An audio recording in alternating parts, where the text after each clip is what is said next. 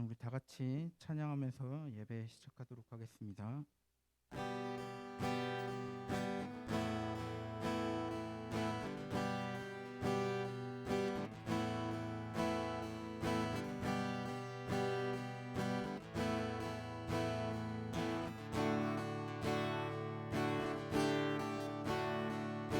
놀라운 주의 사랑 영원하시도다. 십자가 자비로 나타내셨네.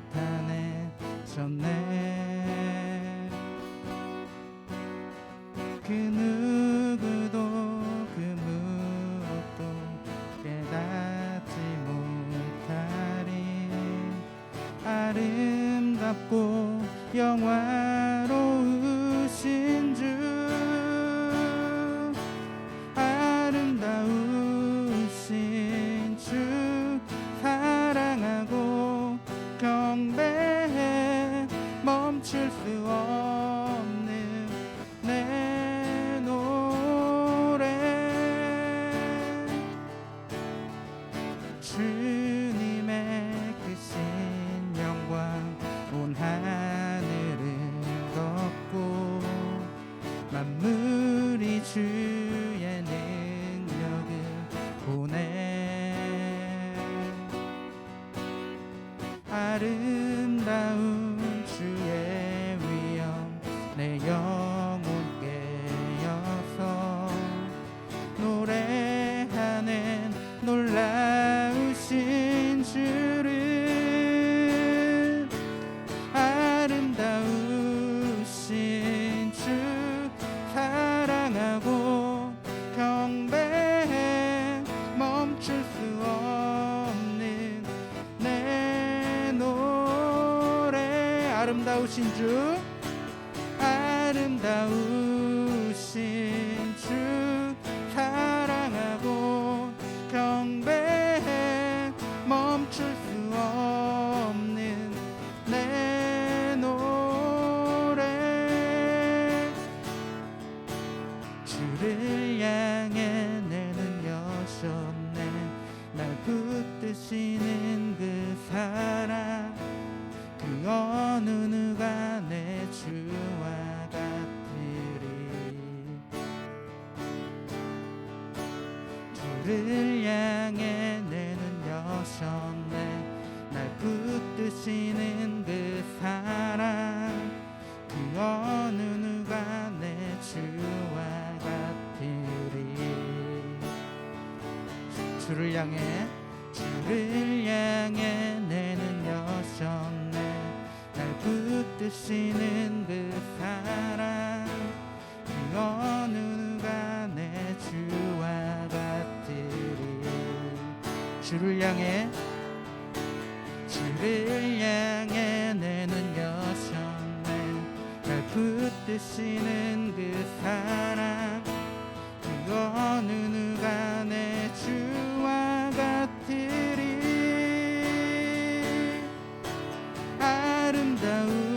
아름다우신 주 사랑하고 경배해. 멈출 수 없는 내 노래. 아름다우신 주, 아름다우신 주 사랑하고 경배해. 멈출 수 없는 내 노래.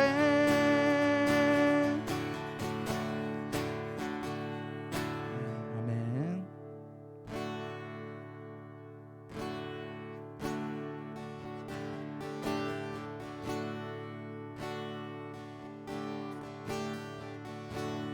주를 위한 이곳에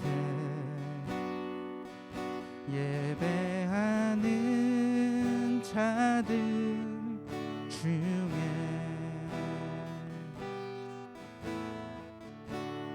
그가 찾는 이 없어.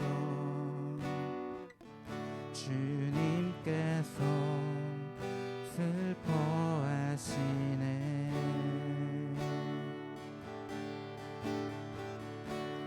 주님 찾으시는 귀한 사람 그의 배자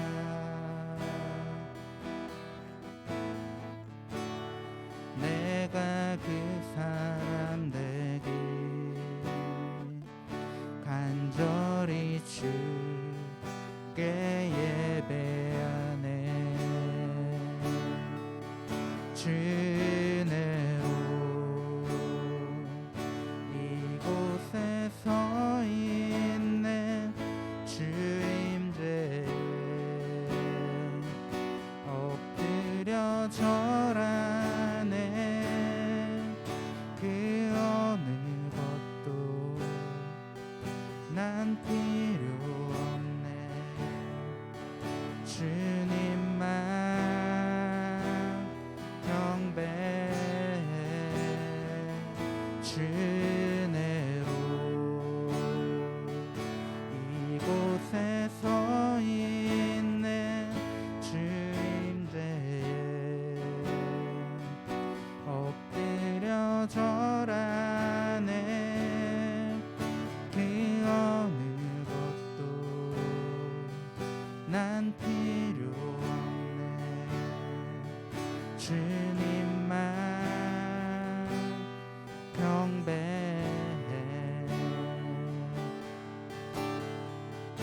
주를 위한 이곳에 주를 위한 이곳에 예배하는 자들 중에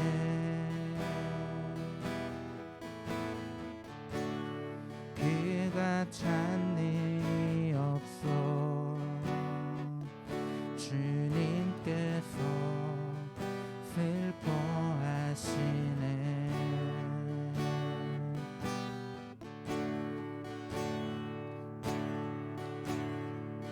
주님 찾으시는 귀한 사람 그의 배자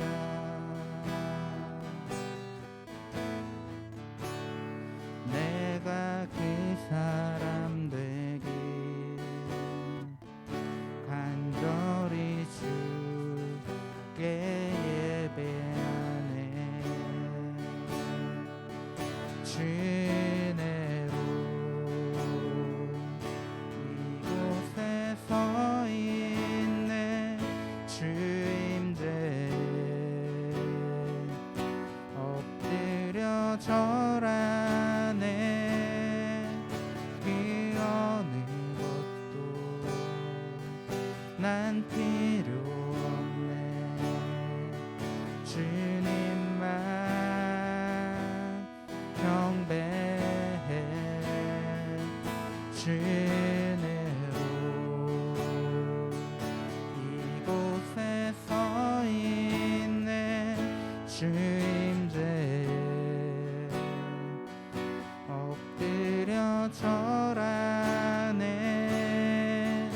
그 어느 것도 난 필요 없네 주님만 경배해 주 은혜로 주 은혜로 이곳에 서 있네 주 임재에 엎드려 절하네 그 어느 것도 난 필요 없네 주님만 경배해 주 은혜로 이곳에 서 있네 주 임재에 엎드려 절하네 그 어느 것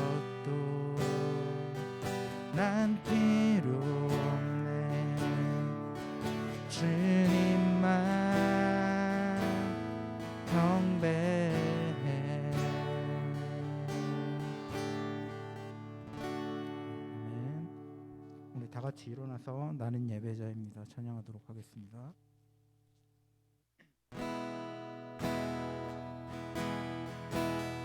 나는 하나님을 예배하는 예배자입니다. 내가 서 있는 곳 어디서나 하나님을 예배합니다. 내 영혼 거룩한 이내를 향하여 내 마음 완전한 하나님 향하여 이곳에서 바로 이 시간 하나님을 예배합니다. 나의 평생에 단 한 가지 소원 주의 아름다우신 보며 사랑 노래하는 것 나의 왕 되신 주님의 얼굴 구하며 그 사랑 안에 머물러 사랑 노래합니다.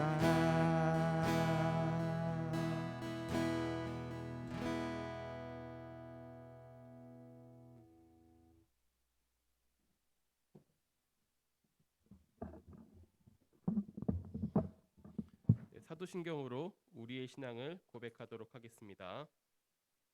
나는 전능하신 아버지 하나님, 천지의 창조주를 믿습니다. 나는 그의 유일하신 아들, 우리 주 예수 그리스도를 믿습니다. 그는 성령으로 잉태되어 동정녀 마리아에게서 나시고 본디오 빌라도에게 고난을 받아 십자가에 못 박혀 죽으시고 장사된 지 사흘 만에 죽은 자 가운데서 다시 살아나셨으며 하늘에 오르시어 전능하신 아버지 하나님 우편에 앉아 계시다가 거기로부터 살아있는 자와 죽은 자를 심판하러 오십니다. 나는 성령을 믿으며 거룩한 공교회와 성도의 교제와 죄를 용서받는 것과 몸의 부활과 영생을 믿습니다. 아멘. 자리에 앉아주세요. 우리의 마음을 모아서 기도하도록 하겠습니다. 할렐루야. 살아계신 하나님을 찬양합니다. 주님께서 우리에게 하루를 허락하시고 한 날을 허락하셔서 또한 나를 돌아보고 하루를 계획하며 주님을 기억하게 하심에 감사합니다. 이 시간 우리가 주님의 부르심에 따라 하나님을 예배하는 이곳 가운데 모였습니다. 어디서 주님을 예배하든지 이 시간 우리의 마음과 우리의 시간과 우리의 생각을 오로지 주님께 쏟사오니 하나님께서 우리 가운데 찾아오셔서 우리에게 가장 적합한 모습으로 말씀하여 주시고 안아주시고 주님 안에서 새 힘을 얻고 돌아갈 수 있는 오늘 하루 될 수 있도록 함께하여 주옵소서. 말씀을 읽으려고 합니다. 우리에게 지성을 허락하여 주셔서 말씀을 잘 이해하게 하시고 우리의 감성을 허락하여 주셔서 그 가운데 숨겨져 있는 하나님 아버지의 마음을 깨닫게 하시고 우리의 의지를 허락하여 주셔서 그것이 우리 삶 가운데 열매 맺을 수 있는 은혜 또한 허락하여 주옵소서. 예수님의 이름으로 기도합니다. 아멘. 네, 오늘 우리에게 주는 하나님의 말씀은요. 요한복음 5장 16절에서 29절의 말씀입니다. 제가 봉독하도록 하겠습니다. 그 일로 유대 사람들은 예수께서 안식일에 그러한 일을 하신다고 해서 그를 박해하였다. 그러나 예수께서는 그들에게 말씀하셨다. 내 아버지께서 이제까지 일하고 계시니 나도 일한다. 유대 사람들은 이 말씀 때문에 더욱더 예수를 죽이려고 하였다. 그것은 예수께서 안식일을 범하셨을 뿐만 아니라 하나님을 자기 아버지라고 불러서 자기를 하나님과 동등한 위치에 놓으셨기 때문이다. 예수께서 그들에게 말씀하셨다. 내가 진정으로 너희에게 말한다. 아들은 아버지께서 하시는 것을 보는 대로 따라할 뿐이요 아무것도 마음대로 할 수 없다. 아버지께서 하시는 일은 무엇이든지 아들도 그대로 한다. 아버지께서는 아들을 사랑하셔서 하시는 일을 모두 아들에게 보여주시기 때문이다. 또한 이보다 더 큰 일들을 아들에게 보여주셔서 너희를 놀라게 하실 것이다. 아버지께서 죽은 사람들을 일으켜 살리시니 아들도 자기가 원하는 사람들을 살린다. 아버지께서는 아무도 심판하지 않으시고 심판하는 일을 모두 아들에게 맡기셨다. 그것은 모든 사람이 아버지를 공경하듯이 아들도 공경하게 하려는 것이다. 아들을 공경하지 않는 사람은 아들을 보내신 아버지도 공경하지 않는다. 내가 진정으로 진정으로 너희에게 말한다. 내 말을 듣고 또 나를 보내신 분을 믿는 사람은 영원한 생명을 가지고 있고 심판을 받지 않는다. 그는 죽음에서 생명으로 옮겨갔다. 내가 진정으로 진정으로 너희에게 말한다. 죽은 사람들이 하나님의 아들의 음성을 들을 때가 오는데 지금이 바로 그때이다. 그리고 그 음성을 듣는 사람들은 살 것이다. 그것은 아버지께서 자기 속에 생명을 가지고 계신 것 같이 아들에게도 생명을 주셔서 그 속에 생명을 가지게 하여 주셨기 때문이다. 또 아버지께서는 아들에게 심판하는 권한을 주셨다. 그것은 아들의 인자이기 때문이다. 이 말에 놀라지 말아라. 무덤 속에 있는 사람들이 다 그의 음성을 들을 때가 온다. 선한 일을 한 사람들은 부활하여 생명을 얻고 악한 일을 한 사람들은 부활하여 심판을 받는다. 아멘. 이것은 하나님의 말씀입니다. 본문을 통해서 생명의 부활이라는 제목으로 함께 말씀을 나누려고 해요. 우리가 계속 요한복음을 묵상하고 있습니다. 묵상하다 보면서 여러분들 뭐 느끼시는 게 있을지 모르겠어요. 오늘 읽은 이 말씀의 배경은요, 우리가 주중에 묵상한 그 말씀 속에 담겨 있어요. 이 말씀의 배경은요, 우리가 알 만큼 유명한 환자가 등장을 해요. 이 환자는요, 당시의 의학이나 민간요법이나 본인이 할 수 있는 그 모든 것을 다 했지만 자기의 병을 치료할 수 없었던 환자입니다. 그래서 무려 38년간 긴 투병 생활을 하고 있던 환자가 등장하고 있습니다. 이 환자는요, 그저 이제 베데스다 연못에서 기적적인 치료가 일어날 것을 기대하면서 거기에 누워 있던 사람이었습니다. 그리고 마침내 그 환자는요, 예수님을 만나게 됩니다. 그리고 예수님께서 그를 고치셨고 이 병으로부터 구원받는 그런 기쁨을 누리게 됩니다. 이제까지 할 수 없었던 자기의 자리를 들고 걷는 놀라운 일들을 할 수 있었습니다. 이런 일이 일어나면요, 보통 우리는요, 이 몸을 움직일 수 없어서 맨날 누워만 있던 이 사람이 움직이는 것에 대해서 놀라워하거나 이 사람이 얼마큼 기쁘겠어요. 그 38년 된 이 병에서 치유된 이 환자의 기쁨에 동참하는 것이 사람이라면 가질 수 있는 그런 마음들입니다. 그런데요, 이 환자가 걷는 것을 본 사람들은요, 이렇게 하지 않았어요. 이 사람들은요, 오히려 안식일에 왜 자기의 자리를 들고 걷고 다니고 있는지, 왜 안식일에 일을 하고 있는지, 이 안식일의 규정을 위반하고 있는지 그를 지적했습니다. 물론 이 환자를 잘 알지 못하는 사람들은요, 안식일에 일을 하고 있는 모습을 보고 지적할 수 있어요. 그런데요, 이 환자에게 찾아가서 그들이 왜 이렇게 된지 연유를 물었거든요. 이 환자는 이야기합니다. 자기에게 일어난 이 놀라운 일들을. 보통은 그러면 그런 일이 있었냐고 놀라워하거나 진짜 좋겠다고 공감할 수 있는 사람들이 되어야 하는데요. 이 사람들의 관심사는 누가 너를 이 안식일에 치유하셨냐, 여기에 있었습니다. 그리고 그 사람을 박해하는 쪽으로 자기가 가진 이 에너지, 이 열정들을 쏟고 있습니다. 이것이 16절에 나와 있는 상황에 대한 설명입니다. 여러분들은 여기서 이 예수님을 박해하려고 찾아온 이 유대인들을 보면서 어떤 생각을 하시나요? 우리는 보통요, 이 상황에서 예수님과 38년 된 이 환자에게만 공감을 하면서 이 유대인들을 욕하죠. 어떻게 그럴 수가 있냐? 사람이라면 그럴 수 없다. 인정머리도 없고 감성도 없고 이렇게 메말라 있는 사람들 아니냐? 그런데요, 이 유대인들의 입장에서 봤을 때는 조금 달라요. 이 유대인들은요, 지금 자기의 신앙, 자기 민족의 정체성, 이런 문화, 이런 법 같은 것을 지키려고 열정을 내고 있는 거예요. 지금 이렇게 열정이 없었다면 그 지나가는 환자를 보고 모른 척했을 것입니다. 그런데 굳이 가서 그가 이렇게 하면 안 된다라고 지적을 하고 왜 이렇게 하고 있는지 그 연유를 물어보고 그 원인을 찾으려고 하는 모습들을 보여주고 있어요. 심지어 그 자리에서 이미 없어진 예수님을 수소문해서 찾아서 예수님을 직접 찾아가서 박해를 할 정도의 이런 에너지, 시간과 노력을 쏟고 있습니다. 이것은 열정이라고밖에 이야기할 수 없습니다.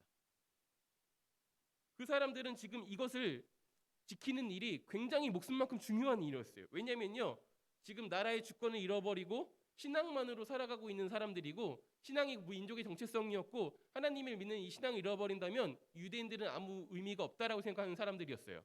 그렇기 때문에 이렇게 예외적인 상황을 인정해주면 우리들의 이 신앙이 선조 때부터 지켜왔던 이 전통과 이 규정들, 이 법들이 힘을 잃어가게 될 것이라고 우려했습니다. 또한요, 이렇게 주권을 잃어버리는 상황에서, 그리고 우리를 통치하는 이 나라에 문화와 종교가 들어와 있는 이 상황에서 우리들의 신앙의 정체성을 지키지 않으면 이 사람들이 하나님을 떠나갈 것을 우려했습니다. 그래서 더 예민하게 반응했던 것이고 더 열심을 내서 지적을 하고 박해를 했던 것입니다. 이렇게 얘기를 한다면 여러분들은 이 둘 중에 어디에 공감을 할 수 있다고 생각하십니까? 쉽게 이야기하면 이렇게 되는 것이죠. 법이 중요한 사람과 인정이 중요한 사람들. 예수님도 유대인으로서 이런 사실들을 분명히 알고 있었을 거예요.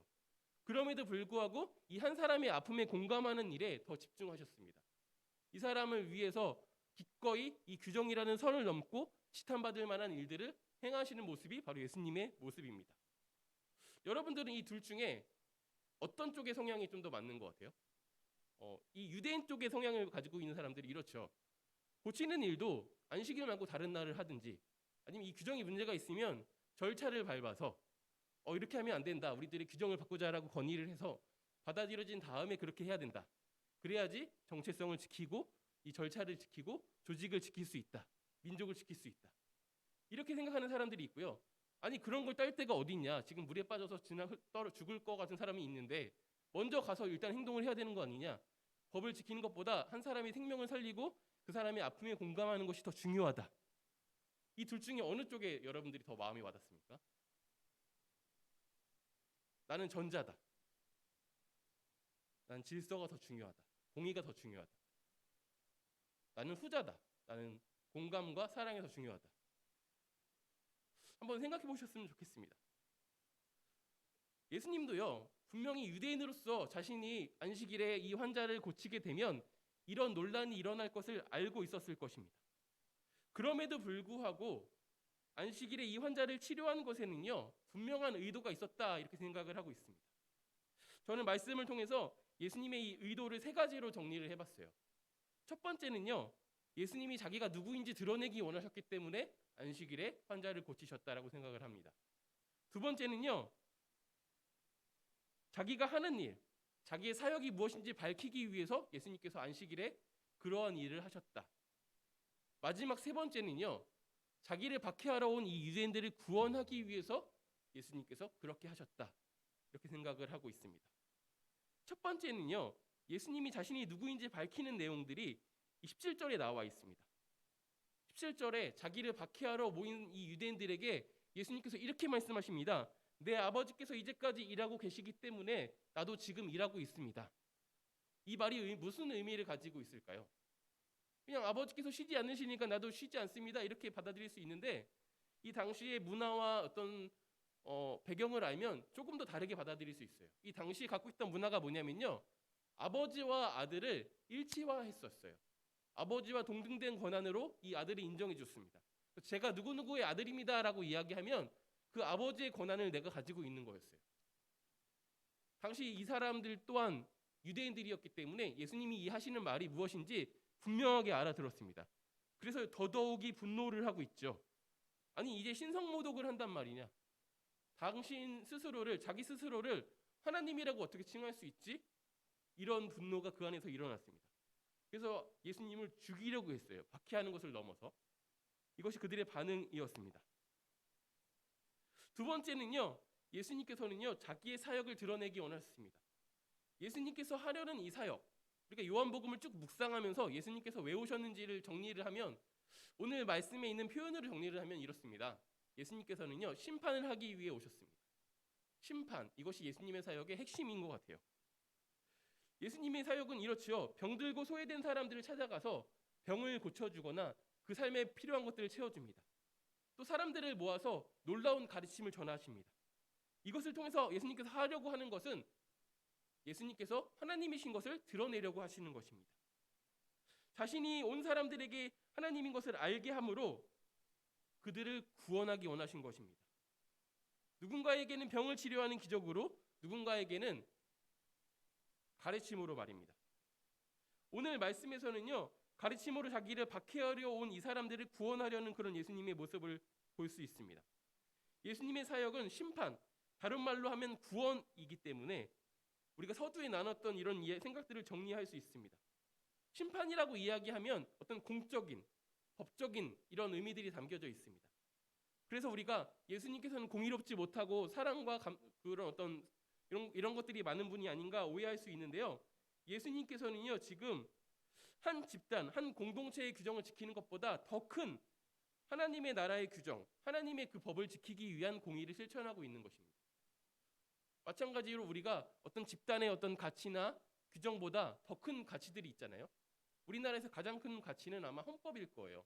그것보다 큰 것이 없기 때문에 마찬가지인 것입니다. 예수님께서는요, 지금 이 유대 민족의 어떤 규정과 어떤 절차, 규례보다 하나님 나라의 규정을 지키고 있는 더 큰 법을 수호하고 있는 것입니다. 하나님께서 지금 그것을 명하셨고 그런 임무를 부여하셨기 때문에 심판을 하고 있는 것입니다. 우리가 말씀을 통해서 이해할 수 있습니다. 예수님을 믿는 것이 생명이고 믿지 않는 것이 이미 심판이기 때문에 예수님이 자기를 믿게 하는 그 일 자체가 구원의 일이지만 동시에 심판의 일이기도 합니다. 그러므로 예수님께서는 여전히 공의로우시며 또한 사랑이 많으신 분이심을 우리가 알 수 있습니다. 예수님은요, 자기가 한 이 놀라운 일들은 하나님께서 보이신 일이라고 이야기하고 있습니다. 그리고 앞으로 할 그 놀라운 일들 또한 하나님께서 보이실 일이라고 이야기하고 있습니다. 그러므로 자기가 하는 이 사역, 이 행동들을 보고 하나님께로부터 온 행동인 것을 알 수 있다라고 이야기하고 있습니다. 그러면서 이야기하십니다. 나를 믿고 나를 보내신 분을 믿는 사람은 심판이 아닌 영생을 얻을 수 있다. 그러므로 자신이 하나님인 것을 믿게 하는 사역, 사람을 구원하는 사역, 이것이 바로 예수님의 사역이었습니다. 그리고 그 사역은 다른 말로 그 반대편에서는 심판입니다. 믿지 않는 것이 심판이기 때문이죠. 예수님의 심판은요, 시간상으로 정리하면 두 가지로 정리를 할 수 있습니다. 하나는 지금 여기서 예수님을 알게 된 이 순간 예수님을 믿거나 믿지 않거나 이 반응에 따른 심판입니다. 개인적인 것으로 볼 수 있죠. 다른 하나는요, 세상의 마지막 날, 그 부활 이후의 심판을 이야기하고 있습니다. 그러나 이 심판을 두 가지로 구분할 수 있지만 심판받는 우리들의 입장에서는요, 사실 하나예요.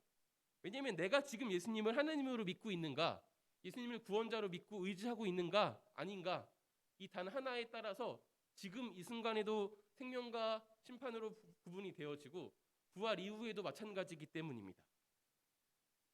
세 번째로는요, 예수님께서 자신을 박해하는 유대인들을 구원하기 원하셨기 때문에 이렇게 안식일에 환자를 치료하셨습니다. 그래서 왜 박해하러 왔냐고, 왜 그것이 더 중요하다고 생각하냐고 꾸짖지 않으시고요. 단지 나에게 생명이 있다, 나는 그 생명을 주기 원한다, 이런 메시지를 그들에게 전하고 있습니다. 그들이 심판의 부활이 아니라 생명의 부활을 얻기 원하셨기 때문입니다. 예수님은 하나님께서 사람을 구원하는 일을 자기에게 맡기셨음을 다시금 분명하게 전하고 있습니다. 예수님께서 오신 것은요, 예수님을 하나님으로 그리고 구원자로 믿는 사람들에게는 구원이고 또한 생명이지만 믿지 않는 사람에게는 믿지 않음으로 이 구원의 손길을 거부함으로 스스로 심판을 얻게 되는 일임을 우리가 지난 주일에 말씀을 통해서 나눴었습니다. 이것은 생명의 경각에 달린 급한 일이었기 때문에 나를 구조하려고 잡은 이 손을 뿌리치면 죽을 수밖에 없는, 말 그대로 스스로 심판을 선택한 것일 수밖에 없는 상황이라고 지난주에 이야기했었습니다. 마찬가지인 것입니다. 예수님의 심판은 이런 의미가 있어요. 우리를 구원하기 원하셔서 우리에게 손을 내미셨지만, 우리가 있는 곳에 찾아오셨지만 우리가 그 손을 뿌리치게 되면 우리는 그 순간 심판을 받게 된다라고 이야기하고 있는 것입니다. 예수님께서 오심은 예수님을 하나님으로 믿는 이 구원자들에게는 구원이고 생명입니다. 우리는 이 생명을 얻기 원합니다. 믿게 하기 위해서 예수님은 마지막이 있음을 또한 강조하고 있어요. 인생이 유한하다, 죽음이 있고 그 이후에는 부활이 있으며 심판이 있음을 명확하게 이야기하고 있습니다. 그러므로 지금 여기서 하나님을 구원자로 믿으라고 전하고 있는 것이죠. 오늘 말씀을 통해서 우리는 스스로에게도 이 두 가지 질문을 할 줄 알아야 됩니다. 하나는요, 나에게 예수님이 하나님이신가를 물어봐야 합니다. 나에게 믿는 이 예수님이 정말 전능하신, 그리고 나를 사랑하시고 공의로우신 이 하나님으로 믿고 있는 것인가 스스로 돌아볼 필요가 있고요. 이 예수님께서 나의 구원자로 내가 믿고 있는지를 스스로에게 물어봐야 합니다. 여러분에게 예수님은 구원자이십니까? 여러분을 구원하러 오셨고 여러분을 구원할 수 있는 분이며 여러분의 삶의 자리에서 여러분을 구원하고 계십니까? 이런 질문을 매일매일 던져봤으면 좋겠습니다. 내가 진정으로 예수님을 하나님으로 또한 구원자로 믿고 있다면 우리의 삶의 모습은 티가 날 수밖에 없어요. 다를 수밖에 없습니다. 불안하고 미래를 알 수 없는 그 내일을 준비하는 그 시간들에 우리는 하나님을 의지할 수밖에 없습니다. 예수님의 말씀을 읽을 수밖에 없어요. 거기서 길을 찾을 수밖에 없습니다. 내가 어려워하는 그 문제에 무릎 꿇는 것이 아니라 하나님께 무릎 꿇어서 기도할 수밖에 없습니다. 이것이 바로 예수님을 구원자로 믿는 사람들의 행동이고 티가 나는 모습들입니다. 여러분의 삶의 자리에서 내가 어디에 시간과 나의 마음을 쏟고 있는지를 살펴보시기를 소망합니다. 그때 내가 무엇을 구원자로 여기고 있는지 분명하게 알 수 있게 됩니다. 거기에 하나님과 함께하는 시간이 없다면, 말씀을 읽고 묵상하고 기도하고 그렇게 하나님을 기억하는 시간들이 없다면, 내가 입술로는 또한 나의 어떤 정서적으로는 하나님 예수님이 나의 구원자이십니다라고 고백하지만 실제로는 단지 지식적으로 동의하고 끝나는 그런 경우일 수 있습니다. 거기서 멈춰 있는 걸 수 있어요. 그리고 실제로는 나의 구원을 위해서 내가 다른 것들을 붙잡고 매달리고 있을지 모르겠습니다. 이 말이요, 여러분들이 오해하면 안 됩니다. 여러분들 모든 것을 관두시고 예수님께 기도하는 일에만 매달리세요 이렇게 얘기하는 것이 아니에요. 성경은 우리에게 분명히 이야기하고 있습니다. 우리 삶의 자리에서 하나님께서 세우신 그 자리에서 충실히 살아가는 것이 복이다. 우리는 그런 복을 누려야 되는 사람들이기 때문에 또한 우리가 세우신 가족에서의 역할, 학교에서의 역할, 우리 사회적인 그 역할 안에서 충실해야 합니다. 누구보다도 더 열심히 살아가야 합니다. 그럼에도 불구하고 우리가 그 모든 일에 예수님을 의지하고 살아가는 저와 여러분 되었으면 좋겠습니다. 그것이 우리의 삶을 다르게 만드는, 불안한 사회지만 여전히 웃을 수 있게 만들고 남들은 알 수 없는 그 여유를 만들 수 있는, 여유가 있는 사람들은 다른 사람들을 돌아볼 수 있는 그런 넉넉함이 생기거든요. 똑같이 힘들지만 무엇인가 사람들을 베풀고 챙겨줄 수 있고 시선을 베풀 수 있는 그런 여유가 여러분 안에 생길 거예요. 왜냐면요, 믿는 바가 있기 때문이죠. 절대 쓰러지지 않는 무엇인가, 히든 카드를 가지고 있는 사람들의 모습은 다를 수밖에 없습니다. 그렇게 살아가는 저와 여러분이 되었으면 좋겠습니다. 그때 우리는 우리 삶의 자리에서 정말 예수님이 나의 구원자십니다 라고 고백하며 살아가는 삶을 살게 될 것입니다. 오늘 말씀을 정리하면서요, 우리에게 너무 익숙하고 유명한 명언으로 정리를 해보려고 해요. 짐 엘리엇이라는 선교사님이 이런 말을 했었죠. 영원한 것을 얻기 위해서 영원하지 않는 것을 버리는 것은 결코 어리석은 일이 아니다. 한 주 예수님을 우리의 인생의 구원자로, 우리 삶의 구원자로 여기고요, 의지하며 살아가는 저 여러분 되었으면 좋겠습니다. 여러분이 걱정하는 그 일 있잖아요. 그거 가지고 예수님께 한번 나아가 보는 저와 여러분 되었으면 좋겠습니다. 지혜가 필요하신 분들은 지혜를 구하시고요, 도움이 필요하신 분들은 도움을 구하세요. 다른 곳에 매달리지 말고요, 우리를 분명하게 도울 수 있는 그분께 먼저 매달려 보는 저와 여러분 되었으면 좋겠습니다. 그렇게 우리의 인생의 구원자로, 삶의 구원자로 예수님을 의지하고 살아가는 그런 저와 여러분 되기를 축원합니다. 틀림없이 우리가 의지하고 의지할수록 더 확신하게 될 것입니다. 예수님이 하나님이시며 우리의 구원자라는 사실을 말입니다. 기도하도록 하겠습니다. 하나님 감사합니다. 하나님이 사랑하는 사람들이 또한 요한복음의 말씀을 통하여서 예수님이 나에게 어떤 의미가 있는지 다시금 돌아보게 하심에 감사합니다. 예수님이 정말 하나님이신 것을 우리 입술로, 우리 삶으로 고백하기 원합니다. 예수님이 나의 삶의 구원자심을 우리 삶으로 드러내기 원합니다. 우리가 이 시간 마음 먹고 결단하지만 삶의 분주함과 여러 가지 우리가 걱정해야 될 많은 것들 때문에 미처 생각할 수 없고 신경 쓰지 못할 때가 참 많이 있습니다. 우리가 주님께 기도하오니 성령 하나님께서 우리 가운데 일하여 주셔서 우리 삶에서 주님께 기도할 수 있게 하시고 말씀을 읽게 하시고 그 읽고 기도하는 그 모든 시간들이 너무 소중하고 정말 꿀송이처럼 달콤할 수 있는 그런 시간들이 될 수 있도록 우리 한 사람 한 사람에게 은혜 베풀어 주옵소서. 그렇게 주님을 의지할 때 주님께서 우리 삶에서 구원을 베푸시는 하나님이신 것들을 경험하게 하시고 의지하면 의지할수록 더 의지할 수 있는 그런 신앙인 될 수 있도록 함께하여 주옵소서. 예수님의 이름으로 기도합니다. 아멘. 예, 봉헌 시간입니다. 준비하신 예물을 하나님께 드리도록 하겠습니다.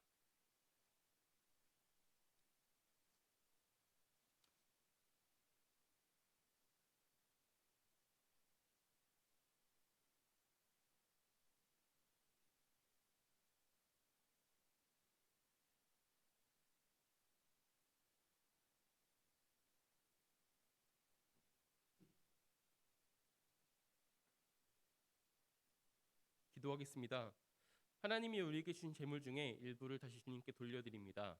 우리가 주님께 드린 이 예물에 우리들의 마음과 우리들의 삶을 담아 우리들의 신앙을 고백합니다. 주님께서 우리들의 이 고백을 기뻐 받아주시길 소망합니다. 혹시 빈손으로 나와서 민망하게 여기는 친구들이 있다면 그 친구들에게도 물질 주셔서 주님 안에서 바치며 쓰며 도우며 사는 기쁨을 누리게 하시고 우리가 주님께 드린 예물이 하나님의 나라와 주님의 몸된 교회를 그리고 또한 주님을 믿게 하는 놀라운 일들에 사용될 수 있도록 함께하여 주옵소서. 예수님의 이름으로 기도합니다. 아멘. 광고하겠습니다. 네, 주보를 보면 맨날 뭐 써왔다가 처음으로 비워놓은 게 있어요. 여기다가 여러분들이 혹시 이번에 수련회 때 하고 싶은 것들이 있다, 아니면 여러분들이 교회에 바라는 것들이 있다, 뭐 이런 이벤트 했으면 좋겠다, 이런 것들이 있으면 한번 적어주시면 좋겠어요. 왜냐하면 여러분들이 항상 주보를 두고 가시더라고요. 어차피 두고 가실 거면 여기다 뭘 쓰면 저하고 소통할 수 있는 뭐 그렇게 재미가 되지 않을까라고 생각을 했습니다. 네. 그리고 혹시 뭐 말씀 듣다가 질문할 거를 급하게 물어보면 힘들어하시기 때문에 그때 궁금한 게 있으면 여기다 끄적여 봐도 좋을 것 같습니다. 네, 날씨가 많이 추워지고 있는데 여러분들 환절기가 아니죠. 이 추운 날씨에 몸 지키셨으면 좋겠고요. 성수님 예배에 오신 여러분들을 환영하고 세례 교육을 희망하는 친구들 지난주에 뭐 알아봤는데요. 한 명이 긍정적인 대답을 했다. 이 정도 제가 얘기를 들었어요. 네, 그래서 조금 더 한 2명 이상 늘어날 때까지 보류했다가 늘어나면 그때부터 일정을 잡고 진행을 하도록 하겠습니다. 이 공간은요, 주중에도 계속 오픈을 하고 있습니다. 1시부터 5시까지 개방이 되고요. 밖에 나가면 들리는 그런 노래와 이렇게 히터를 틀어놓는다고 하니까요. 혹시 잠깐 짬이 나서 아니면 친구들과 만나는 미팅 장소가 필요하거나 아니면 공부를 하거나 뭔가 할 때 집에서는 좀 그럴 때 와서 하시면 좋을 것 같습니다. 저희는 이번 청소년교회는 올해 말씀 묵상에 굉장히 힘을 쏟으려고 하고 있거든요. 그래서 매일 성경이나 청소년 매일 성경을 활용해서 이 말씀 묵상에 동참해 주셨으면 좋겠고요. 혹시 이 도서를 구입하거나 앱으로 인액 결제를 했을 경우에 여러분들이 말씀을 해주시면 저희가 일정 부분 지원을 해드리려고 합니다. 여러분들이 1,000원만 지출을 하면 되게끔 지원을 하려고 하고 있으니까요. 여러분들 동참해 주셔서 활용해서 선용하시면 좋을 것 같고요. 네, 이상으로 오늘의 예배를 마치고요. 축도하도록 하겠습니다. 여호와는 내게 복을 주시고 너를 지키시기를 원하며 여호와는 그의 얼굴을 내게 비추사 은혜 베푸시기를 원하며 여호와는 그 얼굴을 내게로 향하여 드사 평강 주시기를 원하노라.